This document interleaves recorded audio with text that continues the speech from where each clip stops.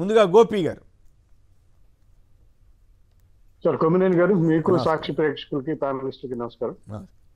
చంద్రబాబు నాయుడు గారికి రెండు కళ్ళు చాలా సందర్భాల్లో గుర్తొస్తాయి. చాలా రాష్ట్ర విభజనప్పుడు కూడా రెండు కళ్ళు చాలా సిద్ధాంతాన్ని పాటించారు.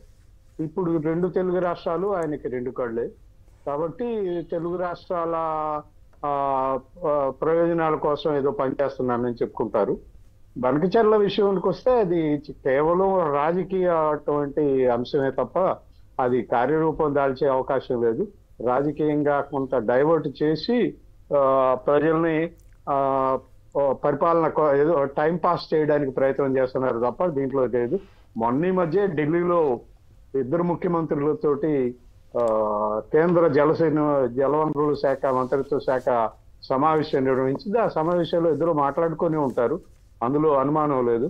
అదే బనకచెర్ల అనేది చంద్రబాబు నాయుడు గారు చేపట్టే పథకం అయితే అవదు, అది సాధ్యం కూడా కాదు. మరి ఎట్లా చేస్తారో తెలియదు.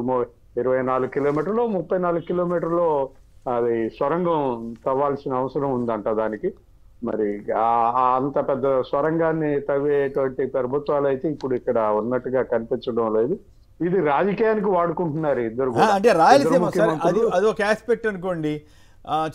రేవంత్ రెడ్డి గారు దాన్ని వ్యతిరేకించారు, దానికి అనుగుణంగానే వ్యవహరించాడా చంద్రబాబు గారు అనేది ఒక అభిప్రాయం ఉంది. ఎందుకంటే ఆయన రిప్లై ఇవ్వట్లేదు, మంత్రి ఏదో మాట్లాడాడు, కమిటీ అన్నారు కానీ.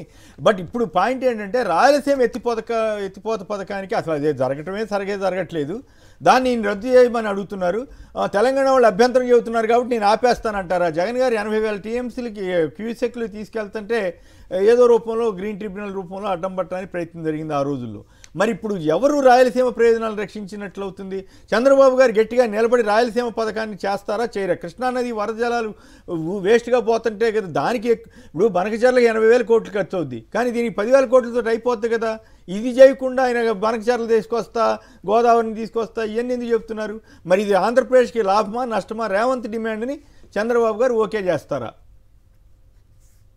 ఓకే చేస్తారా అంటే చంద్రబాబుకి రాయలసీమ ప్రాంతం పట్ల ప్రత్యేకమైన శ్రద్ధ ఉన్నట్టుగా ఆయన 14-15 ఏళ్ల ముఖ్యమంత్రి కాలంలో మనకు అర్థమవుతుంది. చంద్రబాబు నాయుడికి ప్రత్యేకంగా రాయలసీమ మీద ప్రత్యేకమైన ప్రేమ ఏమీ లేదు. కాకపోతే చెప్తూ ఉంటాడు ప్రత్యేకంగా. ఈ టర్మ్ లో కొంచెం ఎక్కువ సందర్భాల్లో ఆయన రాయలసీమ గురించి మాట్లాడుతున్నారు.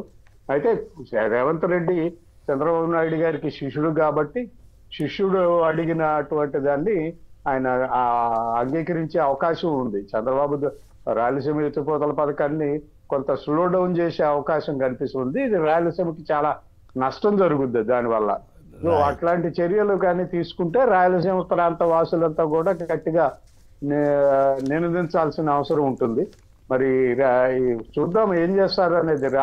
శిష్యుడి ప్రతిపాదనని అంగీకరిస్తారా లేదా అనేది మనం రాబోయే రోజుల్లో చూడాల్సి ఉంటుంది.